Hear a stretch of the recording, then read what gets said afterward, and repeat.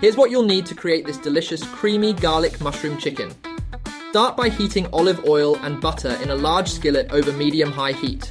Season the chicken breasts with salt, pepper and paprika for a flavorful start.